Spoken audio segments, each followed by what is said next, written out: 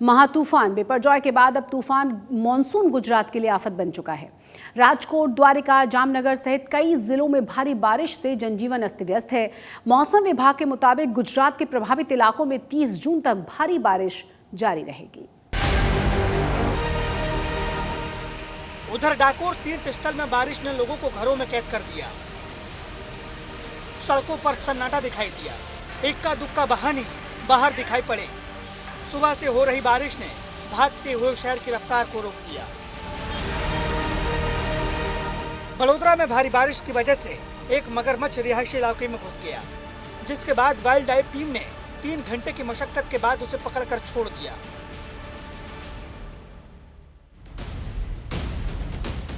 वलसाड शहर भी बारिश के मार से अछूता नहीं रहा। यहाँ लोगों के घरों में पानी भर गया। कच्चे मकानों में रहने वालों पर मुसीबतों का पहाड़ टूट पड़ा। सड़कें स्विमिंग पूल बन गई। अमरेली में बारिश के बाद जमा हुए कीचड़ में मरीज को ले जा रही एम्बुलेंस फंस गई, जिसके बाद ट्रैक्टर की मदद से उसे किसी तरह बाहर निकाला गया। अमरेली के गांव में बारिश की वजह से बाढ़ जैसे हालात बन गए हैं। नदी नाले उफान पर आ गए हैं। कुदरत के इस रौद्र रूप ने हर किसी को डरा दिया है। खेड़ा के साथ साथ बारिश ने पूरे आनंद जिले को जलमग्न कर दिया है। गलियां, चौराहे, सड़कें सब कुछ दिखनी बंद हो गई है। लोग घरों की छतों से पानी की इस दादागिरी को कैमरे में कैद करते दिखाई दिए। उधर पावागढ़ तीर्थ स्थल की रौनक भी बारिश ने छीन ली। सिर्फ 1-2 लोग ही बाहर घूमते दिखाई दिए। अरावली में हैवी रेनफॉल के बाद मोडासा शामलालजी हाईवे पर पानी भर गया। जल भराव ने वाहनों की गति पर ब्रेक लगा दिया। इसके साथ ही अरावली के ग्रामीण इलाकों की सड़कें पानी में डूबी हुई दिखाई दी। उधर बिपरजॉय की सबसे ज्यादा मार झेलने वाले कच्छ में भी बारिश थमने का नाम नहीं ले रही है। ऊपर से मौसम विभाग ने अगले 5 दिनों तक ऐसे ही बारिश का दौर जारी रहने का अनुमान जताया है, जिससे स्थानीय लोग सहमे हुए हैं। इसी तरह अहमदाबाद, नवसारी, मोरबी और बड़ोदरा में भी रुक रुक कर बारिश का दौर लगातार जारी है। आने वाले कुछ दिन और इसी तरह बीतने वाले हैं। इसीलिए लोगों से अपील की जा रही है कि बहुत जरूरी होने पर ही घर से बाहर निकले। आज तक ब्यूरो। मॉनसून के एक्टिव होते ही पहाड़ से लेकर मैदान तक भारी बारिश से हाहाकार मच गया है। मौसम विभाग ने बताया है कि अगले 2 दिन तक बहुत ज्यादा भारी बारिश होगी, जिसे देखते हुए प्रशासन को अलर्ट पर रखा गया है। इन सबके बीच देश के अलग अलग हिस्सों में सैलाब की गिरफ्त में आए लोगों के रेस्क्यू ऑपरेशन की भी खबरें आई हैं।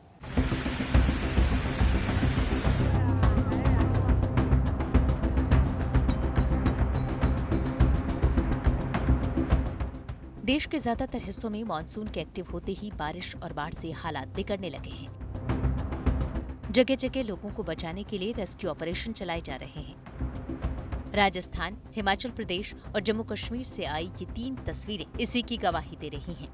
राजसमंद में 2 दर्जन से ज्यादा ग्रामीण और पर्यटक उफनते नाले में फंस गए, जिन्हें कुछ लोगों ने रस्सी की मदद से किसी तरह बचा लिया। इसी तरह पुंछ में एक व्यक्ति नाले में अचानक पानी बढ़ने से फंस गया, जिसे 2 लोगों ने जान पर खेलकर बचाया। जबकि हिमाचल के मंडी में खेतों में काम करने गया एक शख्स अचानक सैलाब की चपेट में आ गया, जिसे पुलिस, फायर ब्रिगेड और लोगों ने करीब 3 घंटे की कड़ी मशक्कत के बाद सकुशल बचा लिया। इस वक्त मानसून के बादल फुल फॉर्म में बरस रहे हैं। पहाड़ से लेकर मैदान तक, शहरों से लेकर गांव तक जोरदार बारिश देखने को मिल रही है। इस बारिश के चलते ज्यादा खराब हालात पहाड़ी राज्यों में हैं। कहीं नदी नालों में उफान आने से सड़कों और पुलों को नुकसान पहुंचा, तो कहीं पहाड़ों के टूटने से रास्ते बंद हो गए हैं। ये तस्वीरें मंडी से आई हैं, जहां पहाड़ का बड़ा हिस्सा टूटकर रास्ते पर आ गया, जिसके चलते वहां गाड़ियों का लंबा जाम लग गया है। जैसे ही इसकी जानकारी प्रशासन को लगी, वो फौरन क्रेन और खुदाई करने वाली मशीनों की मदद से इस बंद रास्ते को खोलने में जुट गए। देखिए, अभी हम ये इसको सिंगल लेन ही खोल पाए हैं और धीरे धीरे से इस तरफ से गाड़ियां दोनों तरफ से बारी बारी से छोड़ेंगे। आई होप कि लोग हमारा सहयोग करेंगे। 20 घंटे की अथक मेहनत के बाद हमें ये सफलता हासिल हुई है। हमारे केएमसी कंपनी बधाई की पात्र है, जो लगातार दिन पूरी हमारे साथ कंधे से कंधा मिलाकर खड़ी रही। मैं धन्यवादी हूँ डिस्ट्रिक्ट एडमिनिस्ट्रेशन का, एसपी मैम का, जिनके सबकी गाइडलाइंस, मार्गदर्शन से हम ये काम को कर पाए हैं। अभी लोगों में से मेरी अपील है कि थोड़ा धैर्य और रखें। जब इतना इंतजार किया है और धैर्य रखें। जब तक अंतिम गाड़ी नहीं जाती तब तक हम सड़क पे हैं। हमारे सारे लोग सड़क पे रहेंगे जब तक पूरा ट्रैफिक हम खोल नहीं देते। राज्य के दूसरे हिस्सों में भी भारी बारिश के बाद ऐसे ही हालात बने हुए हैं। राज्य सरकार की कोशिश है कि जल्द से जल्द बंद सड़कों को खोला जाए। पिछले 2-3 दिन से येलो अलर्ट हिमाचल प्रदेश के अंदर जारी किया गया है और मैंने आंकड़े भी कहे थे कि करीबन अभी 301 सड़कें प्रदेश के अंदर जो है वो इससे ग्रसित हुई है, मगर उसमें हमने कहा है और उसमें करीबन 27 करोड़ रुपए का नुकसान प्रदेश को हुआ है, आर्थिकी को। और इसमें हमने करीबन टोटल 390 मशीनरी, जिसमें जेसीबी है, डोज़र है, टिपर है, वो हमने डिप्लॉय कर दिए हैं। वॉल फुटिंग के ऊपर कार्य चल रहा है। करीबन ऐसे 350 ऐसे स्पॉट्स है जहाँ पर देखा जाता है कि अक्सर जब भी मानसून आते हैं तो वहाँ पे लैंडस्लाइड्स होते हैं। उस पर भी हमने निगाहें बना के रखी है, वहाँ पर इस तरीके के कार्य ना हो, इसलिए वहाँ पर प्रिवेंटिव मेजर्स लिए जाएंगे और वहाँ पे साइनेजेस लगाएंगे टूरिस्ट के लिए, लोगों के लिए, कि यहाँ पे कोई दुर्घटना ना घटे। पड़ोसी राज्य उत्तराखंड में भी भारी बारिश से कमोबेश ऐसे ही हालात देखने को मिल रहे हैं। चाहे राज्य के ऊंचाई वाले इलाके हों या फिर मैदानी इलाके, बारिश का सिलसिला जारी है। ये तस्वीरें रुड़की से आई हैं, जहां कुछ घंटों की बारिश में ही शहर की ज्यादातर सड़कें किसी नहर की तरह नजर आने लगी। इन सड़कों पर गाड़ियों का चलना दूभर हो गया, जबकि निचले इलाकों में तो लोग अपने घरों में कैद रहने को मजबूर हो गए। मौसम के इस मिजाज को देखते हुए प्रशासन ने लोगों और पर्यटकों से नदी, नालों और झरनों से दूर रहने के लिए कहा है। स्पेशल रिलीज में मौसम विभाग ने कहा है कि 24 से लेकर और 30 जून तक रेड अलर्ट रहेगा, जिससे कि बहुत तेज़ बारिश को देखते हुए ये अलर्ट घोषित किया गया। आपको बता दें कि पिछले 48 घंटे से लगातार रुक रुक कर उत्तराखंड में बारिश हो रही है। वहीं कई जगहों से हमें रिपोर्ट्स मिल रही हैं जहां पर जैसे कोटद्वार में भूस्खलन हुआ है और उत्तराखंड के मैदानी क्षेत्रों के साथ साथ पहाड़ी क्षेत्रों में भी लगातार रुक रुक के बारिश हो रही है। टेम्परेचर में लगातार जो है कमी आई है। अगर बात करें टेम्परेचर की तो लगभग जिस तरह से गर्मी पिछले कुछ दिनों से बढ़ रही थी तो 40 के आसपास टेम्परेचर पहुंच रहा था, लेकिन अभी 19 और 20 डिग्री पे टेम्परेचर मेंटेन्ड है। बारिश के अगर कैलकुलेट करने की बात करें कि कितनी बारिश हुई है तो सबसे ज़्यादा अभी तक हरिद्वार में बारिश रिकॉर्ड की गई है। 78 mm बारिश आखिरी रिलीज तक जो अपडेट आई थी उसमें 78 mm बारिश जो है हरिद्वार में है। उसके साथ साथ अन्य क्षेत्रों में भी लगातार बारिश हो रही है और इसको देखते हुए कई क्षेत्रों में ऑरेंज और रेड अलर्ट घोषित किया है। मौसम विभाग का कहना है कि यात्री अगर इस समय ट्रैवल ना करें तो बेहतर है। पहाड़ी राज्यों की तरह ही मैदानी इलाकों में भी मानसून के बादल जमकर बरस रहे हैं। इस बारिश से एक तरफ जहां लोगों को चिलचिलाती गर्मी से राहत मिली है, तो वहीं दूसरी तरफ शहरों में जलजमाव की समस्या से भी लोगों को जूझना पड़ रहा है। चाहे महाराष्ट्र का भिवंडी हो या फिर हरियाणा का सोनीपत, बादल इस कदर बरसे कि इन शहरों की सूरत ही बदल गई। सड़कें, अंडरपास, मकान और दुकान, सब जगह बारिश के पानी ने कब्जा जमा लिया। मौसम विभाग का कहना है कि अगले 2 दिन देश के करीब 25 राज्यों में इसी तरह भारी से बहुत भारी बारिश हो सकती है, जिसे देखते हुए सरकारी एजेंसियों को अलर्ट कर दिया गया है। साथ ही लोगों से भी बिना वजह घरों से बाहर न निकलने की अपील की गई है। मंडी से परी शर्मा और देहरादून से अंकित शर्मा के साथ ब्यूरो रिपोर्ट। कम उम्र में लोगों को हार्ट अटैक की लगातार घटनाएं बढ़ती जा रही हैं और इस बार नवसारी में जो खबर सामने आई है वो और भी ज्यादा चौंकाने वाली है। यहाँ एक स्कूली छात्रा की हार्ट अटैक की वजह से जान चली गई। स्कूल में रिसेस के दौरान ये घटना घटी है। नाम तनिषा उदय गांधी, उम्र 17 साल। स्कूल के रिसेस के दौरान दिल का दौरा पड़ा। अस्पताल पहुंचने से पहले ही मौत हो गई। हार्ट अटैक अब बुखार और सर्दी जुकाम की तरह हो गया है। जी हाँ, ये बात अब सबको समझ लेनी चाहिए। सेहत को लेकर जरा सी भी लापरवाही अब जीवन के लिए खतरा बन सकती है। किसी भी उम्र में कोई भी शख्स हार्ट अटैक का शिकार हो सकता है। नवसारी के AB इंग्लिश मीडियम स्कूल की छात्रा तनिषा उदय गांधी की अचानक मौत हेल्थ एक्सपर्ट को भी हैरत में डालती है। तनिषा को स्कूल के रिसेस के दौरान अचानक दिल का दौरा पड़ा। वो स्कूल के ब्रेक में अपनी दोस्त के साथ क्लास में वापस आ रही थी, तभी उसकी तबीयत खराब होने लगी। तनिषा को दिल का दौरा पड़ा था। आनन फानन में तनिषा को नजदीकी अस्पताल में इलाज के लिए ले जाया गया, लेकिन रास्ते में तनिषा की मौत हो गई। आज रोज અમારી AB સ્કૂલની વિદ્યાર્થીની તનિષા ઉદયકુમાર ગાંધી ધોરણ 12માં ઇંગ્લિશ મીડિયમમાં નીટના ક્લાસમાં ભણે છે। 10 વાગે રિસેસ દરમિયાન તે જ્યારે ત્રીજા માળેથી ચોથા માળે જતી હતી ત્યારે અચાનક એની તબિયત બગડતા એની ફ્રેન્ડ્સે એની બેનપણી એને તબિયતમાં સપોર્ટ આપતા બરાબર છે સળી ઉપર જ ઢળી પડી હતી અને તાત્કાલિક પછી જ્યારે હોસ્પિટલ લઈ ગયા સ્કૂલના સ્ટાફવાળા અને સાથે માસી બી ગયા હતા તો ડૉક્ટરે એવું કીધેલું છે કે સડન કાર્ડિયાક એરેસ્ટના કારણે દીકરીનું આકસ્મિક મૃત્યુ થયું છે। 17 साल की उम्र में इंसान सबसे ज़्यादा ऊर्जा और उत्साह से भरा होता है। इस उम्र में छोटी मोटी बीमारी जरूर हो सकती है, लेकिन हार्ट अटैक तो क्या, हाई ब्लड प्रेशर की समस्या भी नहीं होती। फिर भी लगातार कम उम्र के लोगों में हार्ट अटैक की खबरें आ रही हैं। किसी को क्रिकेट खेलते वक्त दिल का दौरा पड़ रहा है तो कोई अचानक नाचते नाचते गिर रहा है, किसी को बैठे बैठे एक पल में हार्ट अटैक आ रहा है। माना जा रहा है कि आजकल की गलत लाइफस्टाइल, गलत खान पान इसकी बड़ी वजह हो सकती है।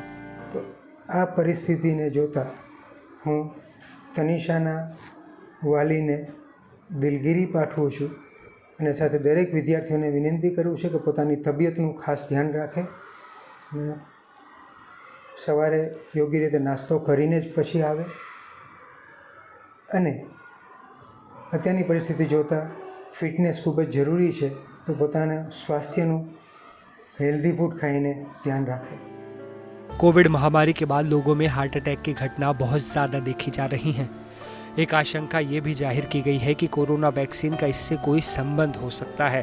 भारत सरकार की संस्था Indian council for medical research ने इस मसले पर स्टडी शुरू कर दी है। कम उम्र के लोगों में हार्ट अटैक की बढ़ती घटना की वजह क्या है, इसका जवाब तो मेडिकल एक्सपर्ट ही दे सकते हैं, लेकिन हम सब अच्छी जीवन शैली अपनाकर सेहतमंद जिंदगी जरूर जी सकते हैं। नवसानी से रौनक जानी के साथ आज तक ब्यूरो। 62 दिनों तक चलने वाली अमरनाथ यात्रा 31 अगस्त को खत्म हो जाएगी, लेकिन उससे पहले बाबा बर्फानी के दर्शनों के लिए भक्तों का सैलाब उमड़ने को तैयार है। इस पवित्र यात्रा के दौरान यात्रियों की सुरक्षा एक अहम मुद्दा है, जिसकी जिम्मेदारी सीआरपीएफ से लेकर जम्मू कश्मीर पुलिस के कंधों पर है।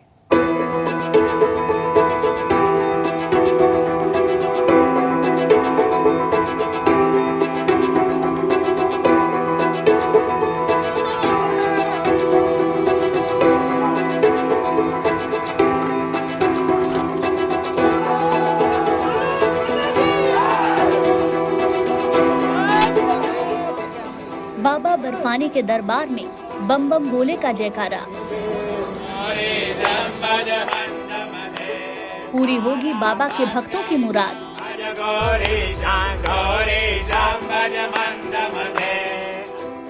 श्री अमरनाथ की पवित्र गुफा में शिव भक्तों का मेला शुरू होने में अब चंद दिन ही बाकी हैं। भक्ति और भाव का भव्य समागम शुरू होने वाला है। जिस तरह से इस यात्रा को लेकर श्रद्धालुओं का उत्साह हर साल दिखाई देता है, माना जा रहा है कि इस बार भी पहले से ज्यादा भक्तों की मौजूदगी इस यात्रा में देखने को मिल सकती है। यही वजह है कि इस यात्रा की सुरक्षा को लेकर हर बार खास इंतजाम किए जाते हैं। लिहाजा इस बार भी सुरक्षा के पुख्ता बंदोबस्त किए गए हैं।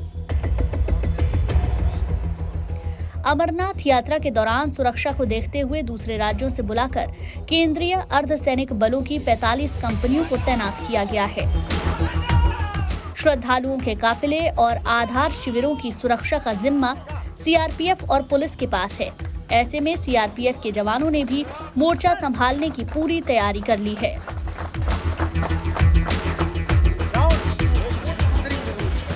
आप इन तस्वीरों में देख सकते हैं कि कैसे सीआरपीएफ के जवान यात्रा के दौरान किसी भी खतरे से निपटने के लिए तैयारी में जुटे हैं, क्योंकि जरा सी चूक भी किसी की जान ले सकती है। ऐसे में जाहिर है कि तैयारी न सिर्फ मुकम्मल हो बल्कि गलती की गुंजाइश ही नहीं हो। इसी को देखते हुए सीआरपीएफ के जवानों का दस्ता मुस्तैद है। तो इस यात्रा के टाइम हमारी बहुत सारी जवाबदारियां अधिक बढ़ जाती हैं। जैसे कि यात्रा इस साल 2 महीना चलेगी, तो उसके अंदर हमने यात्रा के देखते हुए पूरी तैयारियां की हैं। स्पेशल जैसे मेरे पीछे हमारी जो क्यूआरटी है वो स्पेशल प्रैक्टिस कर रही है, जो कि कभी कहीं पे भी कुछ एक्सीडेंट होने पे या कुछ सूचना मिलने पे ये तुरंत एक्शन करती है। सीआरपीएफ का एक दस्ता जम्मू से पहलगाम और बालटाल आधार शिविर तक श्रद्धालुओं के वाहनों के साथ चलेगा। ये गाड़ियां न सिर्फ काफिले के आगे पीछे होंगी, बल्कि काफिले के बीच में भी सीआरपीएफ के जवानों का एक वाहन मौजूद रहेगा। साफ है कि अमरनाथ यात्रा में चप्पे चप्पे पर सुरक्षा बलों और पुलिस की तैनाती की जाती रही है। इसके अलावा आतंकी हमलों को देखते हुए इस बार भी स्टिकी बम और बारूदी सुरंगों के खतरे से निपटने के लिए यात्रा मार्ग पर सेना की रोड ओपनिंग पार्टी मुस्तैद रहेगी। श्रद्धालुओं के गाड़ियों की औचक जांच भी होगी। यात्रा की सुरक्षा के लिए बीएसएफ भी पूरी तरह से मुस्तैद है। इस बार बीएसएफ की डिजास्टर रिस्पांस टीम का भी गठन किया है। ये अमरनाथ गुफा मार्ग पर तैनात रहेगी ताकि किसी भी समस्या के वक्त तुरंत एक्शन लिया जाए।